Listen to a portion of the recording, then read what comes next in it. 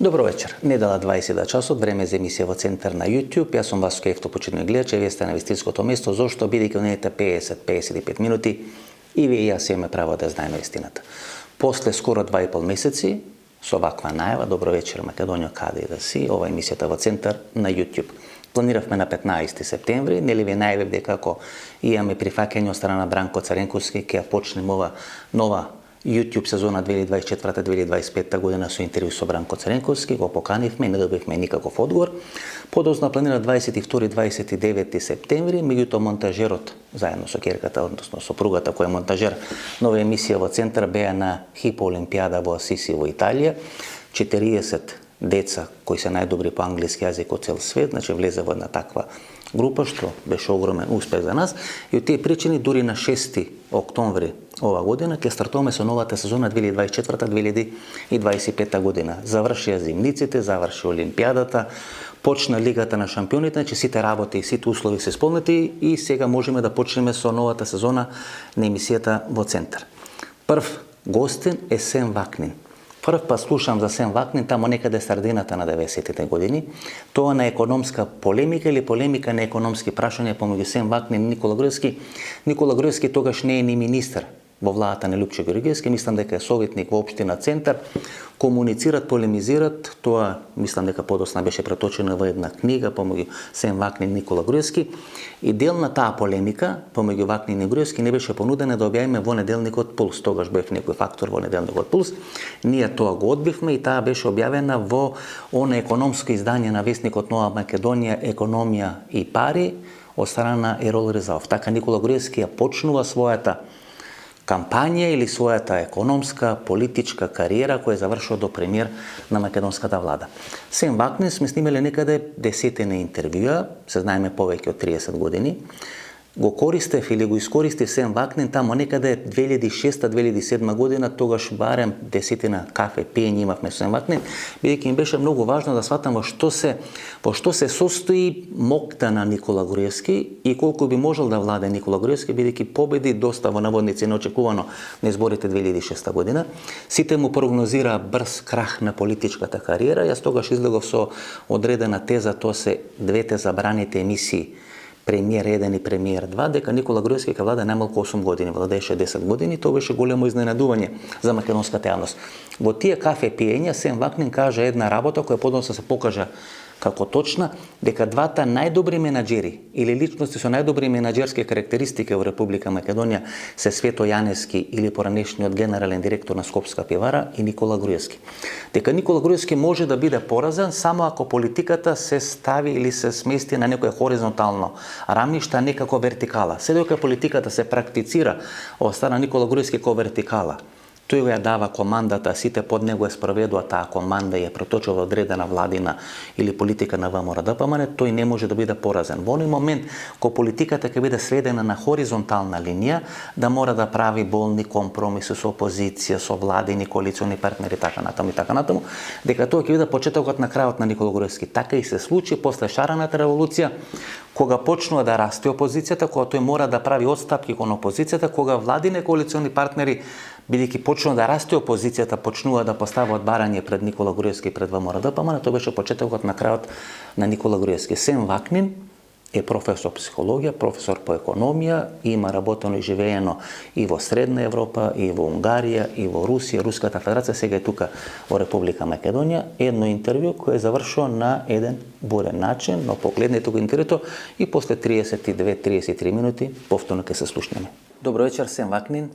Good evening, thank you for having me. Октомври минатата година снимавме, не ни претпоставувавме дека на Блискиот Исток повторно ќе врие како во златните времиња 60-тите, 70-тите, 80-тите години на минатиот век. Прва емисија во Центар, прв гостин Сем Вакнин.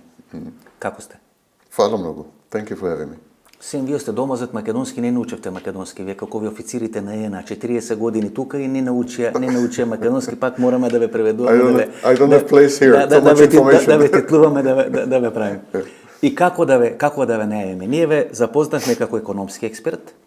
Во меѓувреме вие психологија предавате многу други работи, економија и така натаму. Кој е Сем Вакнин, како всушност да ве представиме пред публиката? I'm a professor of clinical psychology and a professor of business management in Cambridge, in an institute in Cambridge, United Kingdom. I'm also now was appointed professor in Southeast European University in Macedonia. And so I could say that I'm a teacher. I teach. Sometimes I teach economics, sometimes psychology. Израелец. Обично велат дека израелец е професија, не е нација, така да веројатно професија би требало израелец. A Jew is a profession. Дека е професија. A Jew is a profession, definitely. Always has been a profession. But Jews were teaching. From the very beginning, they were teaching. That's why they wrote the Bible. The idea was to teach other people. Сем, ние како да кобиме, како кобејки да предизвикуваме или да сакаме во наводница се случи Трета светска војна, пак има некој конфликт, не знам, во Украина, па тоа е почеток на Трета светска војна. Па претходно беше короната, па велевме дека тоа е некоја биолошка Трета светска војна. Па еве сега се случува ова ескалација во Израел, во Либан, во односи со Иран.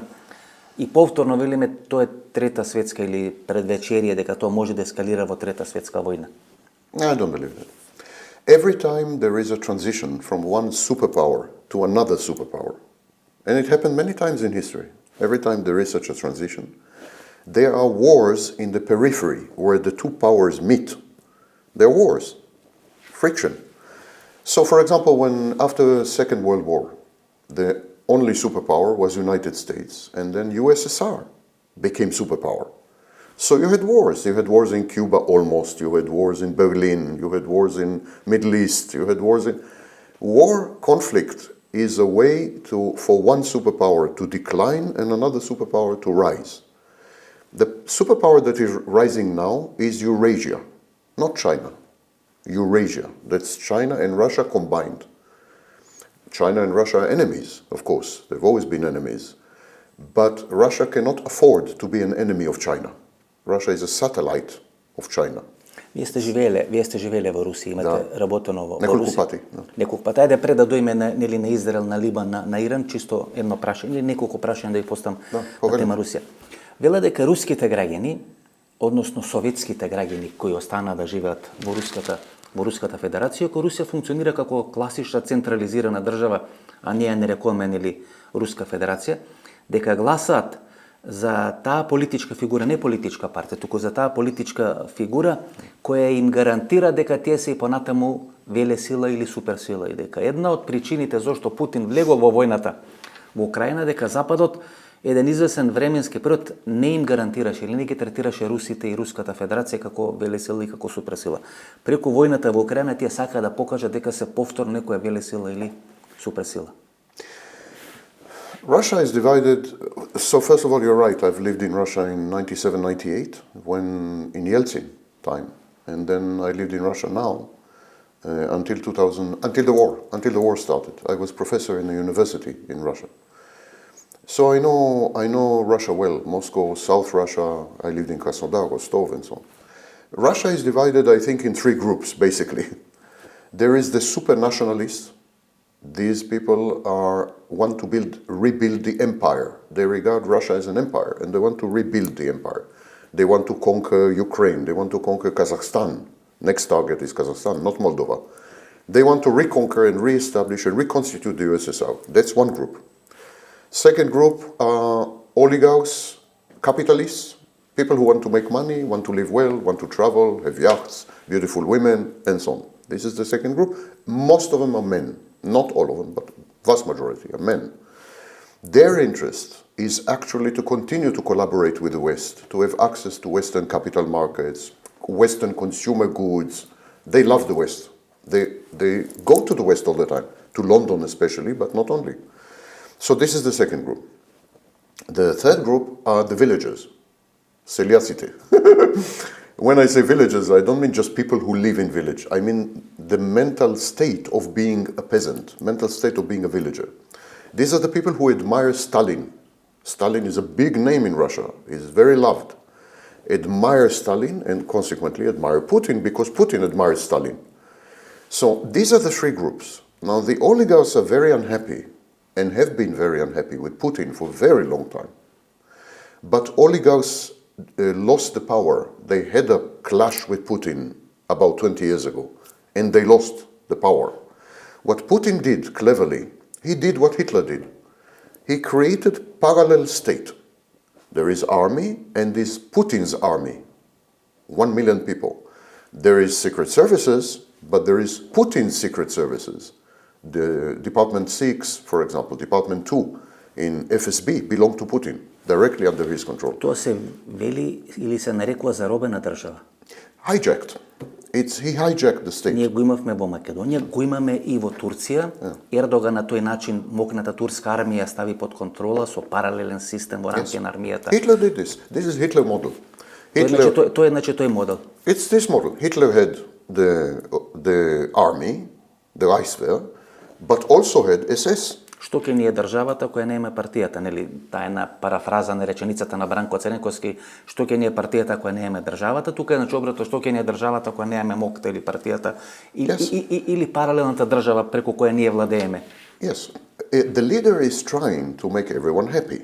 So he is trying to be super nationalist with the nationalists. He is trying to give a lot of money to the oligarchs, to bribe them, to make them richer. He is trying to appear like a strong man with the peasants. So he's playing various roles. And the thing, just let me finish. The thing is that these roles are not compatible. They cannot go together. If you are a strong man, you make the West your enemy. If you make the West your enemy, you make the oligarchs not happy. So ultimately, this will collapse because the roles that Putin is playing, they cannot be together, they cannot sit together. Добро, само кратко ќе направиме малку изглед.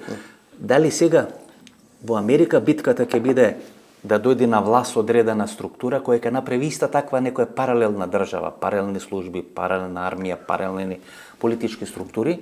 Вие знаете, ако вие пред 4 години упаднете во Капитолот, кој би требало да биде некој врв на американска демократија, тоа значи дека вие всушност сакате во наводници подобар Капитол да направите, повеќе под контрола Капитол или застапнички дом, како да го нарече.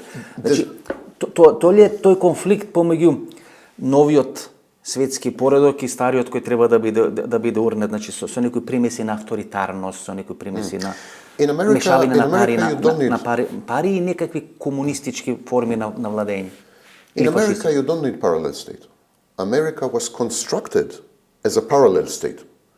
Because America you have federal power and you have the power of the states. They're competing. So you do have parallel structures. What Trump has done, in this sense, is a genius.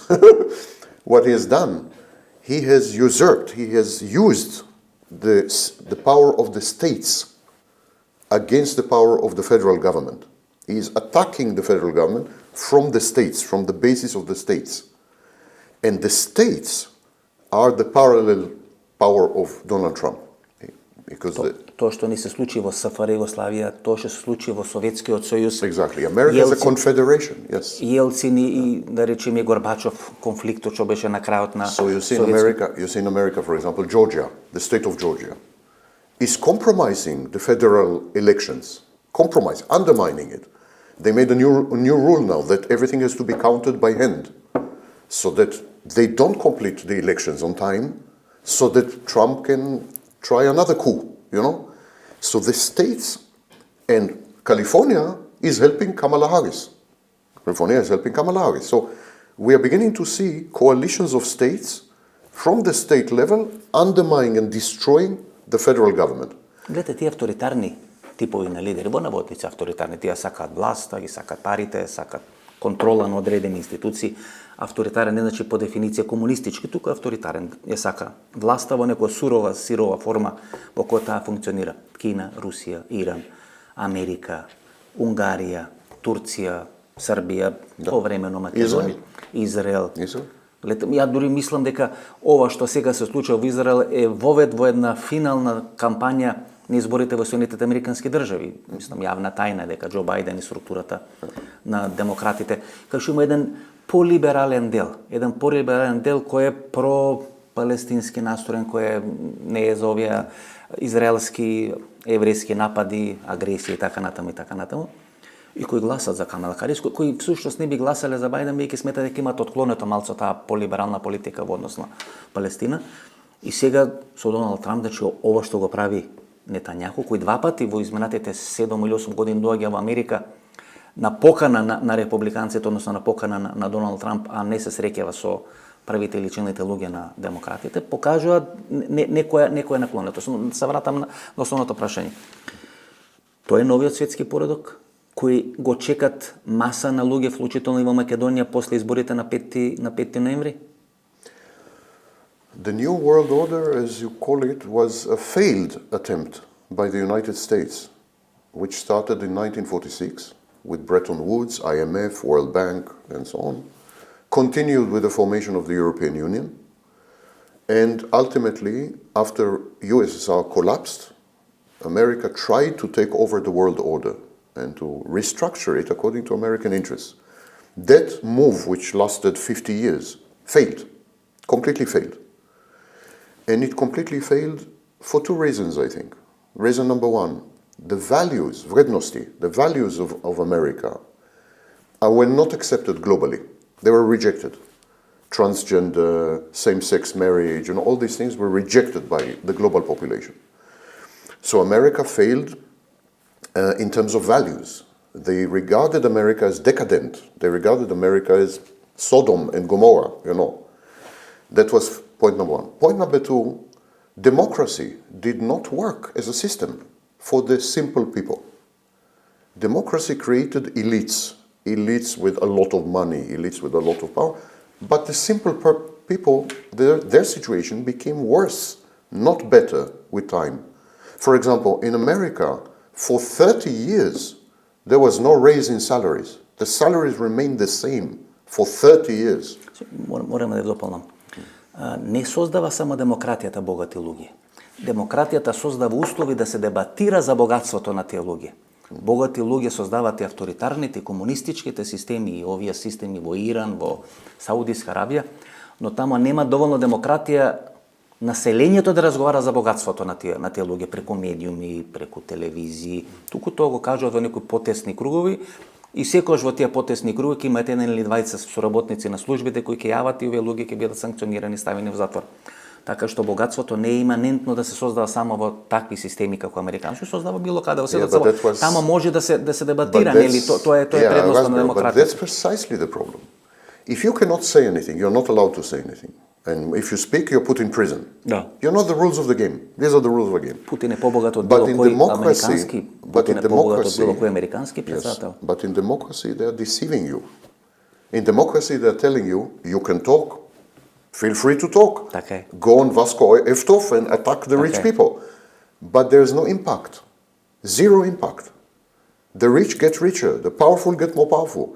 You can talk as much as you want. You can talk until you are blue in the face, but it has zero impact. So you feel deceived. You feel that democracy is charade, is a deception, is ismama. You feel that democracy is ismama. You feel that it is ismama because the rules of the game are fake. In Russia, if you speak against Putin, like Navalny, you're dead. These are bad rules. This is bad game. But the rules are clear. Тоа е разликата помеѓу Америка и Русија. Америка своите непријатели се обидува да ги купи, да ги направи сојузници, а Путин своите непријатели ги праќа тамо кај што го прати Навални. Значи тоа се разлика во концептите, во стратегијата на тие две држави. I'm talking about the simple people. You're talking about the elites. I'm talking about simple people. Simple person in Russia knows the rules. These are the rules. You never speak against Putin. You don't call the war in Ukraine war. There are rules. The rules are clear. The rules are... In America, democracy is facade. Имаше анализа во Економист, вели дека во моментот кога Путин ќе падне од власт, тогаш рейтингот кај обичните луѓе ќе биде 0. А сега му е 70, бидејќи тие се научени да функционираат во авторитарен систем, каде што вие всушност на анкетите кажувате од тоа што се плашите. Дури од Чокол Панатон вела дека ако анкетите биле направени 1917 година, тогаш веројатно царот Николај ке беше најпопуларен во тогашното руско царство, меѓутоа неколку месеци после тоа брутално беше симнат од... Не од страна на народот, од страна на комунистите и другите. Од страна на елита. Ако има овие три структури кои вие ги наведовте во Руската Федерација, имаме едно подпрашање и едно прашање, подпрашањето несериозно, прашањето сериозно. овие инфлуенсерки кои се најбројни во Руската Федерација, во која група влагат, пошто тоа е најзначаен руски извозен производ, овие инфлуенсерки кои ги гледаме на Инстаграм, тоа тамо е преплавено од руски инфлуенсерки. Russian influencers are mostly belong to the nationalist camp. И не овие жени инфлуенсерки веламе. They're also in the nationalist camp. You can find them. Тоа се дел на националистичка. Yeah, you can find them on Telegram. They have channels with millions of followers. They are the nationalist camp. Putin is popular. The West, in its propaganda, is trying to say that Putin is not popular. Putin is very loved and very popular among the Russians because Yeltsin destroyed the country, humiliated the country, and so on. Putin came 2 years later. There was no crime, no, money started to come in from oil exports because he nationalized the oil industries. He fought the oligarchs. At the beginning, Putin did many good things. Мила дека Путин е убедливо најмоќен и има уште две мокни личности, тоа другото све зависи од Путин. Другите две мокни личности се Николај Патрушев, нели така го нарекот, Игор Сечин кој беше шеф на администрацијата сега на Роснефт. Е прв човек, нели, дел на таа нова комунистичка или државна олигархија која е наклонета на Путин, дека тоа се трите клучни личности кои всушност владеат со Руската Федерација, дека се малку изненадени со војната во Украина, очекува блицкриг, брзо решавање на војната во Украина. Иако ние очекувавме, нели, колапс на руската економија, та имаше некој пат околу 2% 2022 година, очекувавме многу повеќе. 2023 година раст од 3,6% има руската економија, ова година некаде помеѓу 4-5%, инфлација имат 9%, невработеноста на историско ниво. Меѓутоа, сите економисти велат без разлика што таква е сегашната кондиција на Руската Федерација, која се пумпа со пари за војната операција, на среден рок поради тоа и поради технолошкото заостанување во нафтени наоѓалишта, нафтена експлоатација, Русија нема да може да го држи чекорот. No, Russia can survive very long time. Russia is the second largest producer of oil and other energy products. For example, liquid natural gas is the biggest supplier of liquid natural gas to Europe. It is Europe that cannot survive without Russia, not the other way around. Russia is selling now oil to China and to others. There are many buyers of Russian oil. There is a cap on the price. Најмногу во Индија. Иако очекува дека Кина ќе им биде најголем купувач, испадна дека Индија е многу позначен. But India there's a cap on the price. India is paying according to the cap. China is paying more. But okay, Russia for the foreseeable future has no problem to continue the war. Russia also has a national fund of well over $120 billion. So that's not the issue. And continuing the war is good for the Russian economy. It's a war economy. I don't know if you know, for example, that the economy of Israel now, because of the war, is growing. Israeli exports, especially of weapons and defense equipment, grew this year, went up.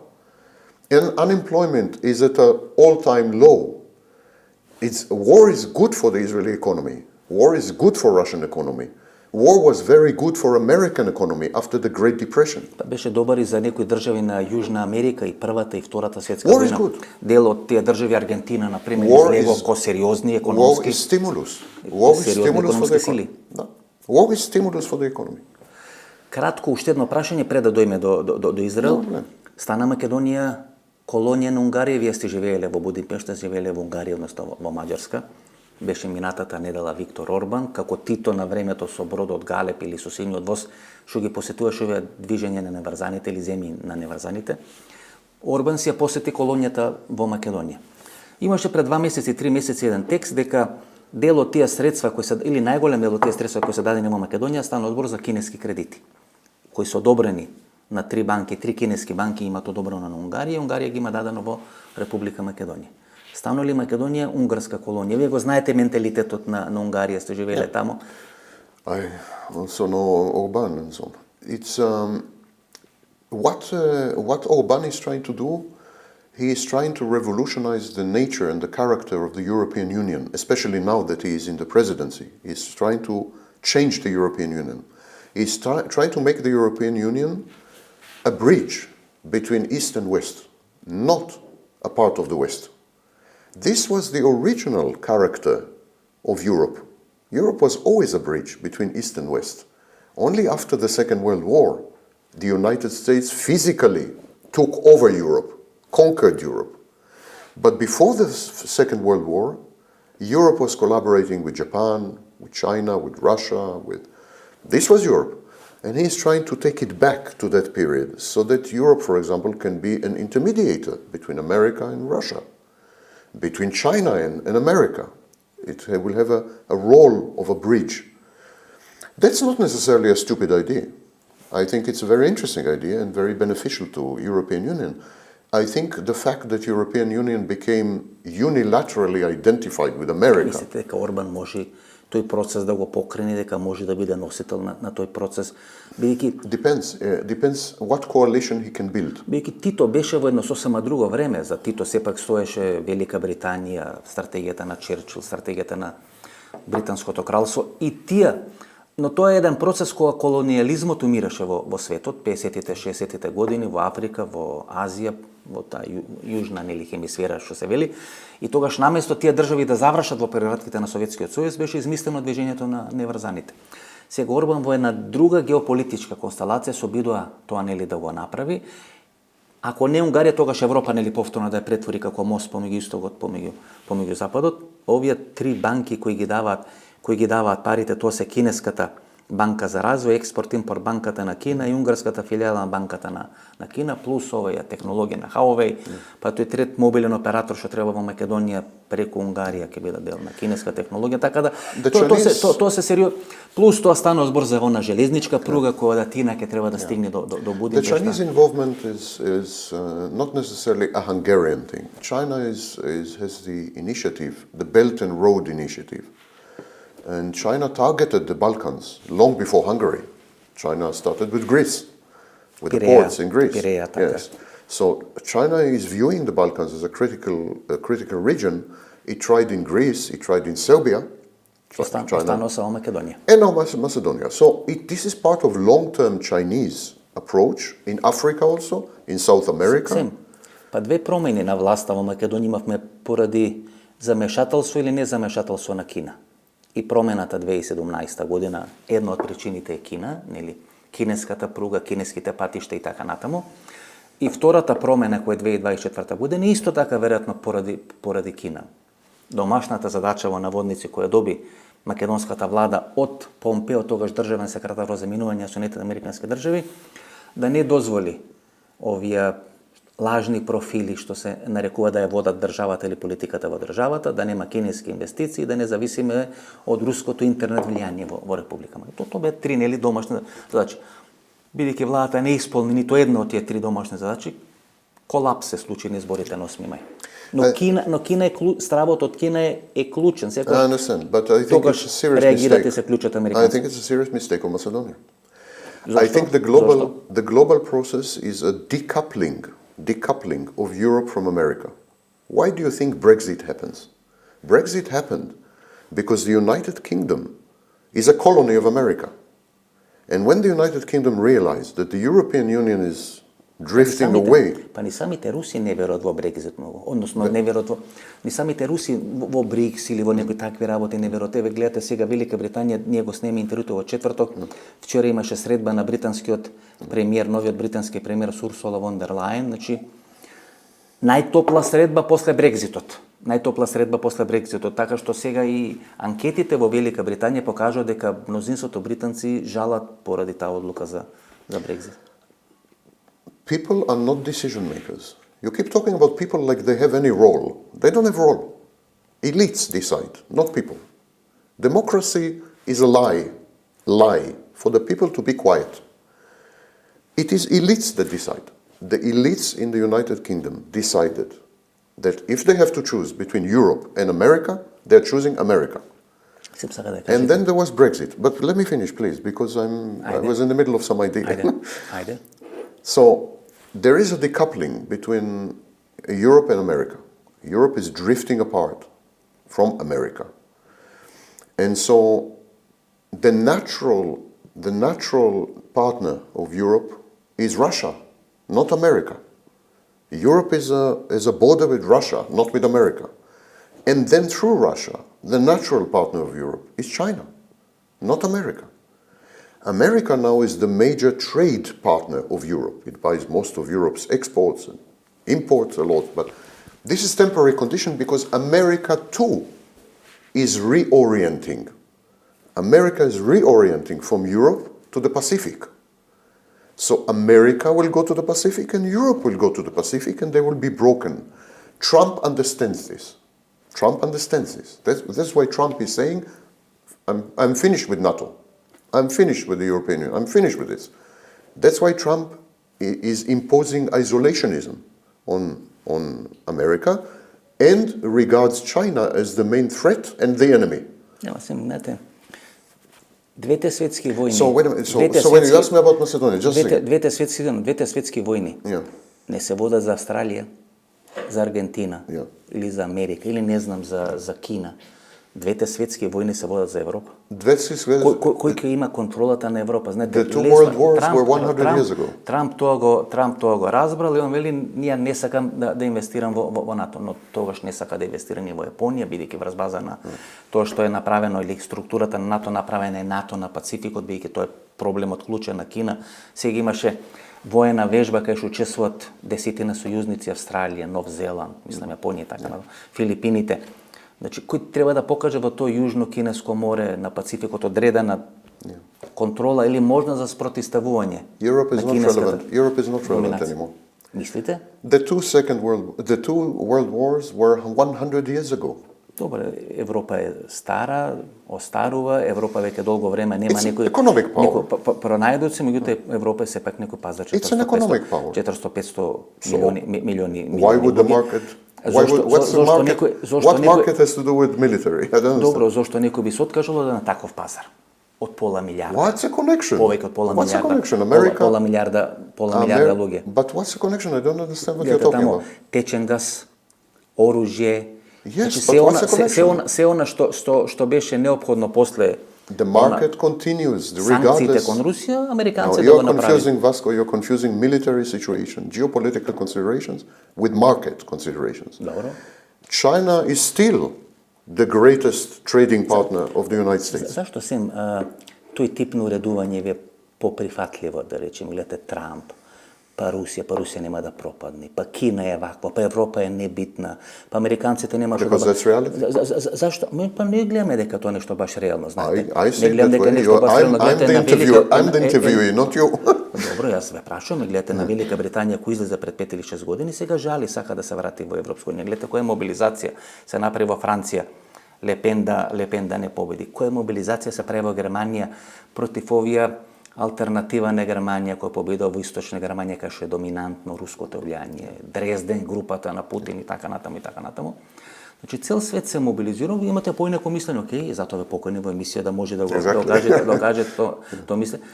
Но се плашам дека тоа мислење носи до конфликти во светот. I don't think so. Да, конфликти. Гледате, вие говорите за елита. Знаете што е разлика помеѓу демократски држави и авторитарни држави? Авторитарните држави господарот ја уништува елитата. Тоа од Иван Грозди со болерите кои го направи 15-16 век, Путин само спроведува една иста политика. За да вие владеете авторитарно во една држава, вие мора да ја уништите елитата.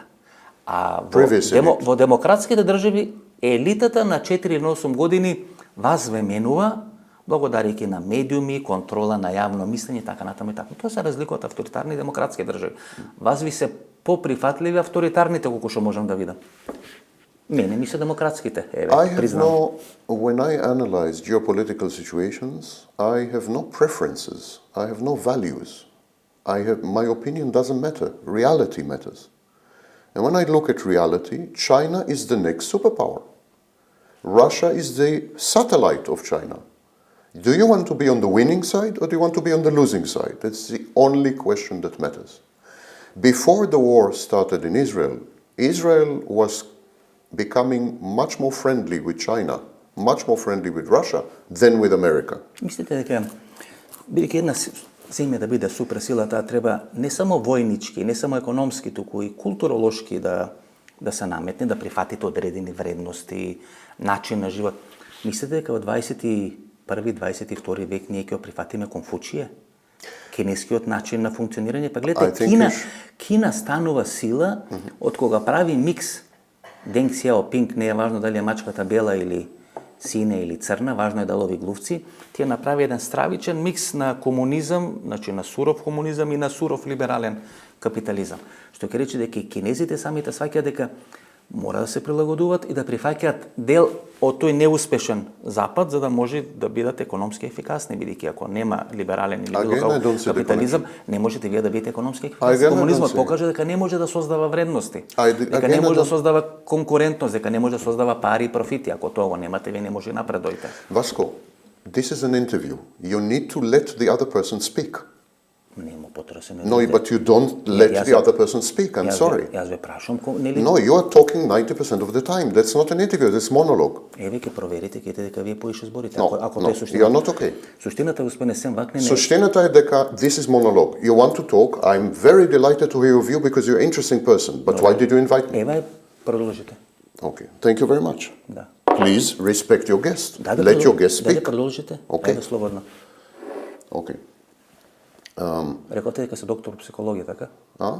Рекоте дека се доктор по психологија. Да, и со. Па што мислам дека како доктор по психологија треба многу повеќе да сте воздржани, да имате контрола на. Vasco, goodbye. You are teaching me to be воздржан. Goodbye. Thank you very much for your time and for your effort. Bye.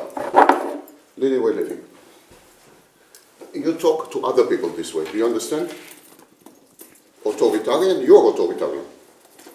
This was monologue, not interview. We're leaving.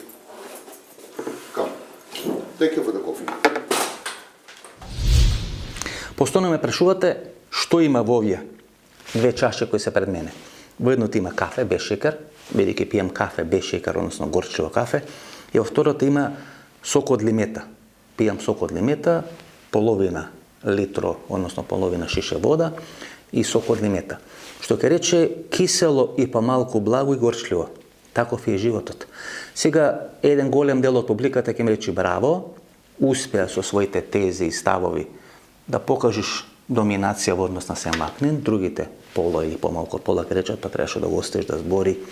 Па вие сте познаници, па вие сте пријатели, па не треба така прва емисија, знаете, стартува со прва емисија на еден таков борен начин, и то таков е животот. Еврокрем, бело и црно. И вие тоа треба да го измиксирате, тоа треба да го споите во една целина, некојаш ќе доминира црното, некојаш ќе доминира белото, меѓутоа суштината е така всушност да покажете дека сте искрен пред публиката. Дека може да правите работи со кои не сте многу среќен, може да правите работи со кои сте многу среќен. Повеќе од 20-25 луѓе станале од емисијата во Центар. Ако за нешто жалам, да речеме за Стефан Влахов Мицов, кој сум го сметал за пријател или сега за Сем Вакнин, можете ли да претпоставите во една ваква турбулентна ситуација на односи помеѓу Македонија и Бугарија, колку би легнало едно интервју со Стефан Влахов Мицов, меѓутоа стана од емисијата во Центар пред 2 години. И знаете, после истореното млеко вие не вреди да плачете или не вреди да жалите. Се истурило млекото, зовриело лончето, истекло млекото надвор и тоа е тоа, животот оди понатаму. Всушност, ова веќе и не е интересно што се вели. На крај ке треба јас да станам од емисијата, да го изедам микрофона, да речам веќе не икам да поставам прашање. Не сакам да бидам Васко Евтов, не сакам да поставам прашање, да ги носам до сит гостите, да се спротиставам на нивните аргументи.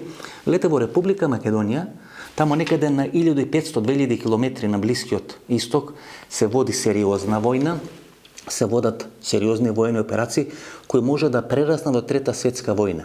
И ние абер немаме. Ние сме преокупирани со некои ситни домашни проблеми, дали ќе поскапи цената нова за 10-20 денари, дали нема да поскапи, дали е добро ВМРО, дали е лошо СДСМ. И тоа почнува да има некаде мандатот на Никола Груевски. Знаете, кога вие ќе презентиравте вести на овие мокни македонски телевизии тамо некаде пред 15, пред 20 години, затоа се нарекуваат вести, не се нарекуваат скопска хроника, не се нарекуваат земјоделска хроника, не се нарекуваат економска хроника, туку се нарекуваат вести. Што рече дека клучните вести во светот вие треба да ги презентирате пред гледачите или пред граѓанството, исто како во емисијата во Центар. Ако не е емисијата во Центар, па никој нема да направи емисија за Хамас, за Хезболах, за војната помеѓу Израел и помеѓу Иран, која може да претендира на трета светска војна. Еве сега колегата Миленко Неделковски во наводници привремено се пензионираше, тој третираше некои прашања Русија, Украина, такви клучни геополитички прашања, го нема него и никој од овие нови колеги кои се помали или кои се постари од мене не третират клучни прашања. Ние имаме развиено едно чувство дека сме клучни, дека сме само задоволни од себе, дека сме само потребни, само ние и никој друг, дека не зависиме од никој, нели, па тоа е оној став што ние бараме во Европската унија, доволно е тука да се ги средиме, да се ги завршиме работите, да се набилдаме економски, финансиски, политички, секако поинаку и дека Европската унија ќе плаче за нас. Не е така. Никој нема да жали за нас како 1,5 милион или 2 милиони луѓе кои живеат тука во Република Македонија, меѓутоа тоа е развиено адамо некаде после 2006 година и ескалираше пред крајот на мандатот на Никола Груевски. Во оној момент кога Никола Груевски свати или стана свесен дека му се подготвува шарена револуција, дека му се затворени капиите на Европската унија и на НАТО алијансата, дека ќе биде дефиниран како заробена држава тука во Република Македонија, тогаш тој почна да развива политика дека не е битно што се случува во светот, битно е што ќе се прави во Република Македонија. Ние толку добро тоа го правиме, што светот не е љубоморен и поради тоа што не е љубоморен не ги прави сите можни сопки. Или дека тоа што нас не се случува, единствени сме ние во светот на кој ми се случува такви катастрофични сценарија или има такви катастрофични или лоши барања од Република Македонија. Поканата за Стен Вакнин да ја почнеме ова сезона со интервју посветено на Израел, на Хамас, на Хезболах, на Иран, на тоа што се случува на Блискиот Исток, бидејќи всушност таму на Блискиот Исток секој конфликт предизвикува зголемување на цената на нафтени деривати, секој зголемување на цена на нафтени деривати предизвикува инфлација или не инфлација во одредени држави. Гледате што се случи во Украина или после Украина, енергетска, економска, финансиска, безбедносна, секаква друга криза тука во делот на Европа и во светот кај што ние живееме. Тоа беше причината да го поканам. Него третиравме тоа прашање, ке треба да најдам некоја друга личност. Тешко е да најдете друга личност која може да одговори на тие прашања тука во Република Македонија. Ние сме сиромашен пазар. Гледате елитите кои ги форсира ВМРО-ДПМН, елитите кои ги форсира СДС, многу помалку елитите кои ги формираат или кои ги форсираат албанските политички фактори. Тие не може да ви дадат одговор на клучните геополитички прашања кои се во светот и ние мораме да одиме, за жал, во Белград или во Загреб или тука некаде во регионот, за да можеме да направиме интервју на такви клучни прашања. Тоа покажува колку е сиромашен македонскиот пазар и колку ние не инвестираме прво во себе и подосна во градење на одредени личности. Гледате, после Ферит Мухич, после Љубомир Цуцуловски, ние не изфрливме филозоф од таков формат.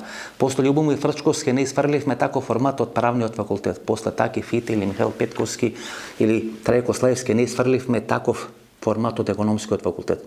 И како проаѓаат или како поминуваат годините, ние сме се посиромашни на медиумски план, се посиромашни на новинарски план, се посиромашни на експертски или на професорски план, се посиромашни во градењето на една нова генерација на граѓани во Република Македонија, кои имат елементарни познавања од култура, елементарни познавања од филм, елементарни познавања од геополитика, елементарни познавања од економија.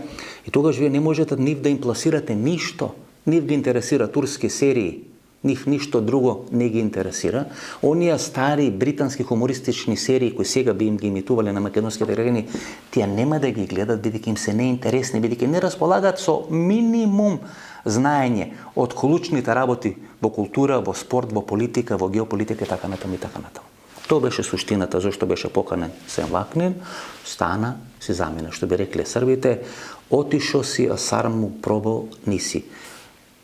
15 минути после ова ќе кажам некои дополнителни анализи кои ви ги имам кажувано во емисиите за мембари, за да видите прво што пропуштате ако не сте мембар на емисијата во Центар, тоа е 150 денари месечно, платите 150 денари, ако располагате, ако може да платите 150 денари и ќе ги добиете први ексклузивни сите информации и политички анализи на тоа што се случува во и околу Република Македонија. Гледате, тоа што се случува сега во Либан, односно војната Либан, Израел, Хезболах и така натаму. Хезболах кој е не само држава во држава во рамки на Либан, туку е клучен политички фактор кој ги креира или има битно влијание на политичките процеси во Либан. Се сеќавате 2019 година, Хезболах спречи да се направи реформа или да се редефинира политичкиот систем во Либан. Имаше огромни протести после она експлозија која беше во пристаништето во Бејрут. Целиот народ или либанскиот народ или тие три етникуми излегоа на протести, само благодарејќи на Хезболах и улогата на Хезболах, тие протести не завршија со рекомпонирање или редефинирање на политичкиот систем во Либан.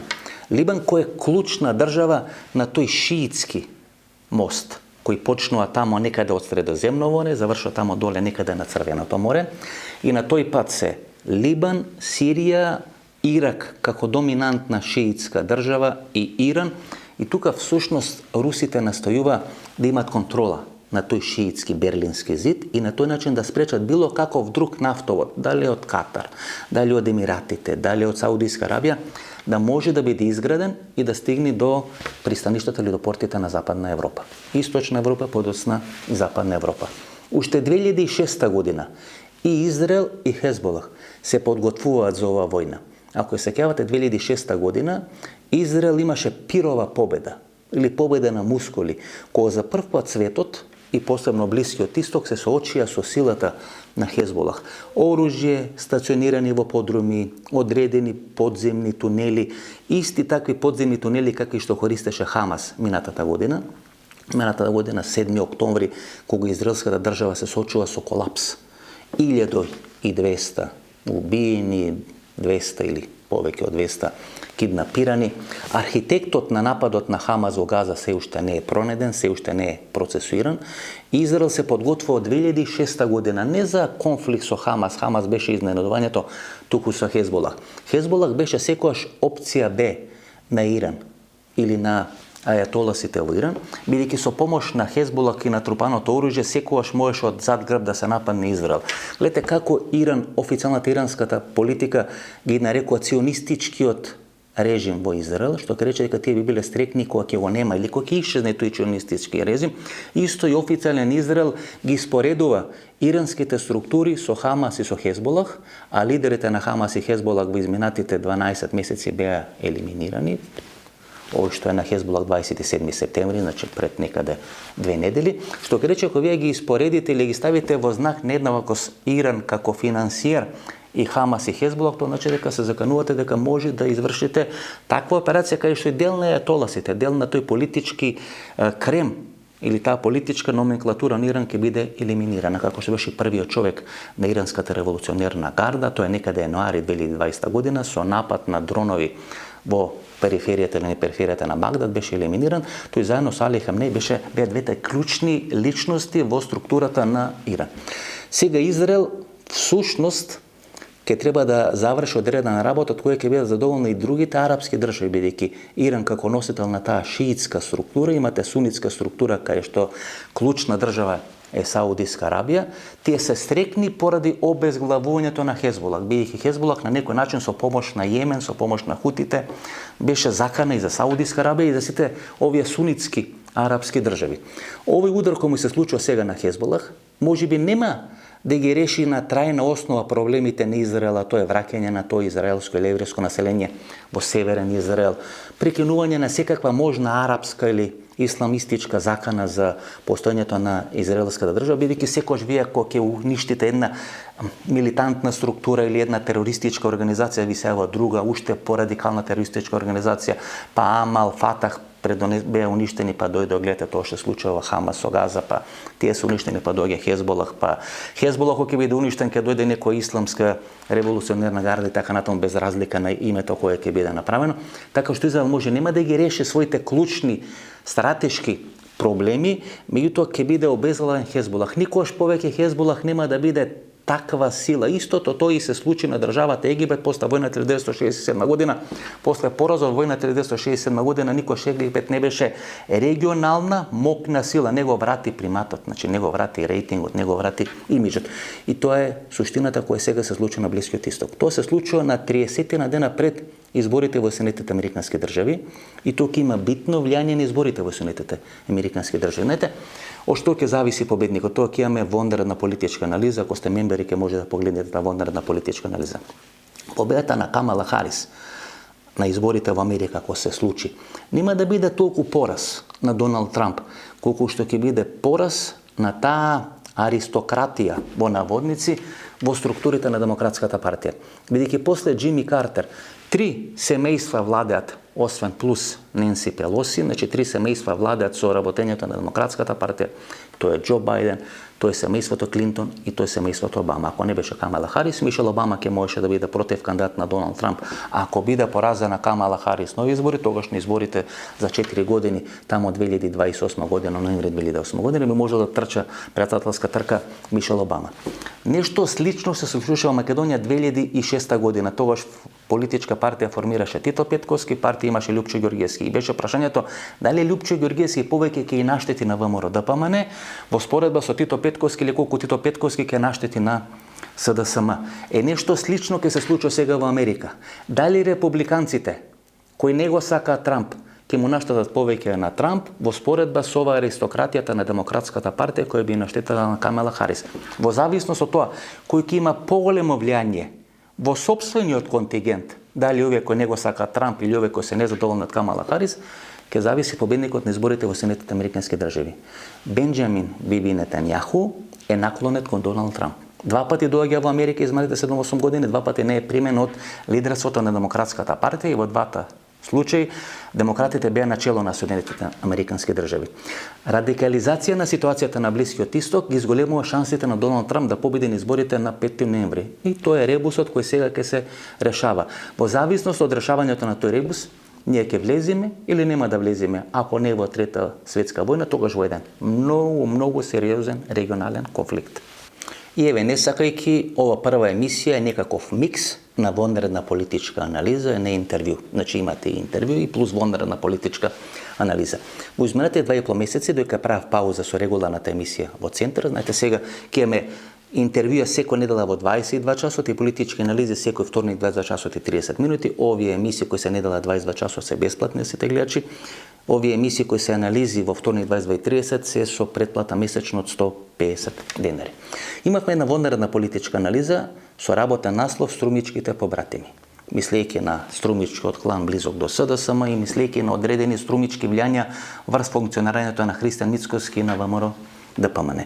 Имавме одредена емисија кај што анализиравме или кај што третиравме зошто Република Македонија станува полека колонија на Унгарија. Дали тука се замешани руси, кинези, бугари, така натаму и така натаму.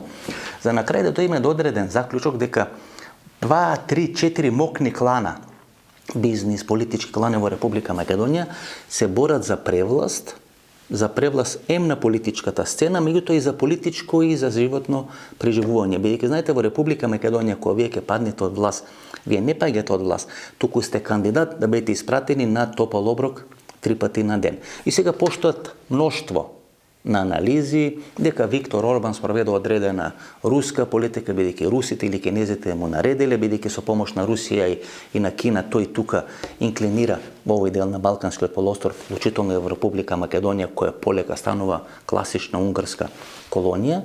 Меѓутоа, мене ми се чини дека станува збор за еден класичен интерес за преживување. Унгарија и унгарската економија се соочува со сериозни финансиски проблеми, со висока инфлација и сите политички и економски процеси говорат дека сега како што функционира унгарската економија, таа би можела да издржи 1,5 до 2 години. Победата на Доналд Трамп ќе му инјектира и пари и политичко влијание на Виктор Орбан и тој ќе може да потрае и да преживее многу подолг временски период. Евентуален пораз на Доналд Трамп на изборите ќе значи многу брзо заминување од премиерската сцена на Виктор Орбан во Република Унгарија.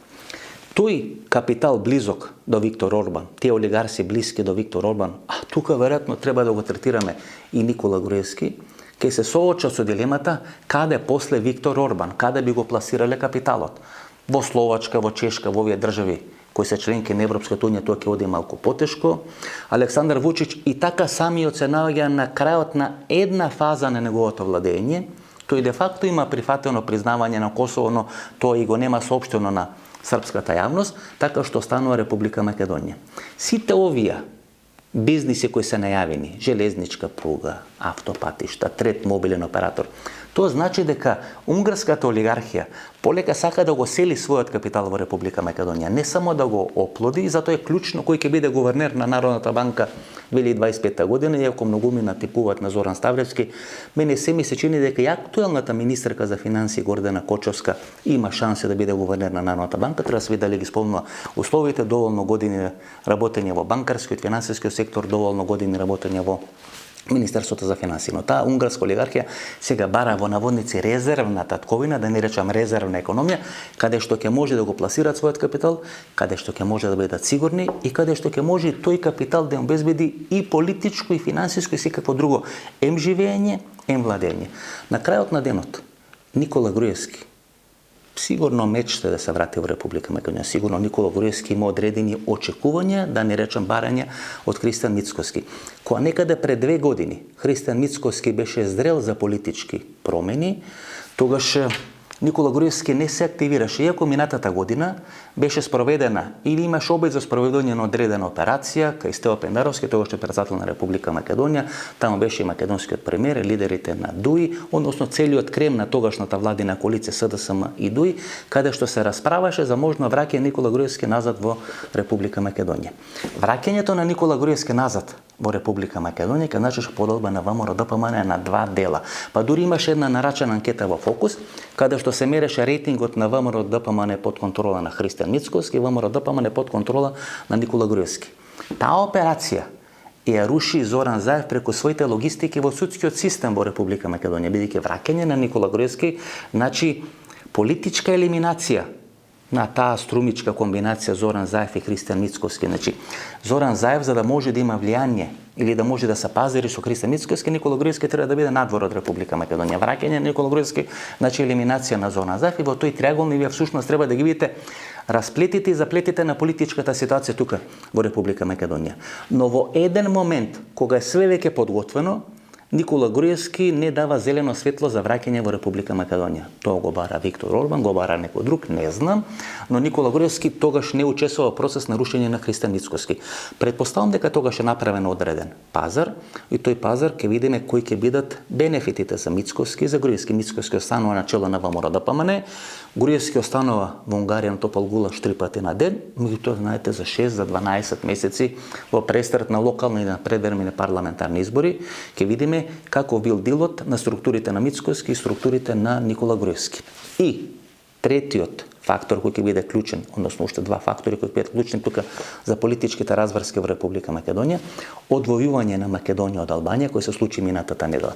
Некаде пред 5 или 6 месеци во овие спортски рубрики, мислам дека стануваше збор за некаков српски портал, прочита вест дека Република Албанија и Република Србија размислуваат заеднички да се кандидираат да организираат Европско првенство за млади 2027 година. Нека им стана чудно зошто Албанија тоа не го прави со Македонија, не го прави со Косово или не знам со Црна Гора, туку го прави Република Албанија и Република Србија. И подосна како одат работите, вие станувате свесни дека Еди Рама направил се да се дистанцира од Република Македонија и да дистанцира Република Албанија од Република Македонија. Македонско-бугарскиот конфликт и проблем сега се сведе на малцински прашања. Дали бугарите преку францускиот предлог ќе се состави или нема да биде составен дел на македонскиот устав. Еди Рама тоа го реши со Бојко Борисов на пописот кој беше направен минатата, кој беше објавен оваа година, на интервју со Васил Стериовски, кај што говоревме дека преку ног македонците се бугаризираа во Пустец и односот е 2:1 бугари во однос на македонци.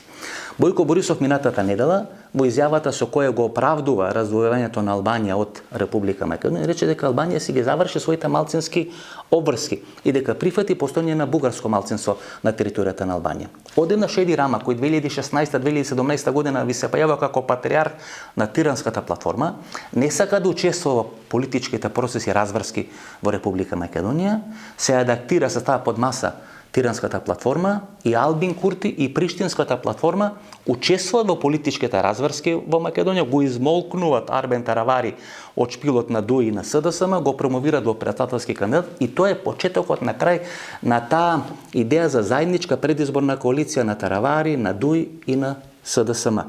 Нема Тиранска платформа, нема Еди Рама, има Приштинска платформа и има Албин Курти. Кој е идејата на Еди Рама? Бидејќи ако Еди Рама учествуваше во можни политички разврски да помогни СДСМ и ДУИ да останат на власт во Република Македонија, тоа ќе значеше многу мали шанси за усвојање на францускиот предлог. Ако не беше усвоен францускиот предлог или имаше некаква килава влада на СДСМ и на ДУИ после изборите на 8 мај кој не може да усвои француски предлог, тоа ќе значеше и понатаму Албанија да биде заглавена со Македонија. Победа на ВМРО-ДПМН значеше одвојување на Албанија и Република Македонија. Албанија да го продолжи својот пат кон Европската унија, Македонија тука да остане некоја железничка станица во Зелениково или во Богоумила. И третата или последна точка е можна политичка криза која ја најавува Мицкоски и ВМРО-ДПМН, која може да посакува дел од албанските, а веројатно и дел од македонските политички фактори околу законот за езиците.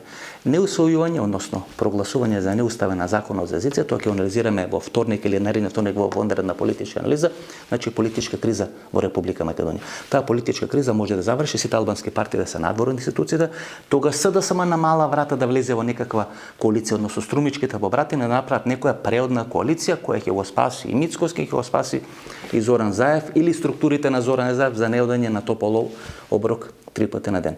Ова беа нашите политички анализи, значи мешавина на вонредна политичка анализа и прекинати интервју со Сем Вакна, не сум Васко Ефтов, гледавте емисијата во Центар. Ново дружење, вторник 20 часот и 30 минути вонредна политичка анализа, редовна емисија, недела 22 часот, вторник недела, пријатно вечер Македонија, каде да си.